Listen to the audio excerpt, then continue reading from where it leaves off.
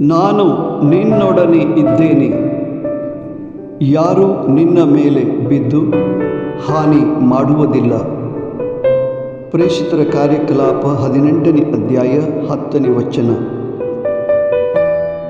ಸ್ವಾಮಿ ನಮ್ಮ ಜೊತೆಗೆ ಇರುವಾಗ ಯಾರೂ ನಮಗೆ ಕೇಡು ಮಾಡಲು ಸಾಧ್ಯವಾಗದು. ಪ್ರಾರ್ಥಿಸೋಣ. ಪ್ರಭುವೇ, ನೀವು ನಮ್ಮ ಜೊತೆಗಿದ್ದು ಯಾವ ಕೇಡು ಮತ್ತು ಯಾರೂ ಕೇಡು ಮಾಡದಂತೆ ನಮಗೆ ರಕ್ಷಣೆ ನೀಡಿರಿ ಎಂದು ನಿಮ್ಮ ಬಲವುಳ್ಳ ನಾಮದಲ್ಲಿ ಬೇಡುತ್ತೇವೆ ದೇವ. ಆಮೆನ್.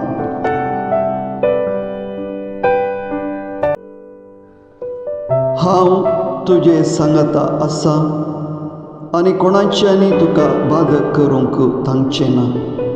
धर्मदूताची कृत्या 18 ओळ 10. स्वामी आमचे सांगता आसतना कोणी आमकां बाधक करूंक शकचे नात.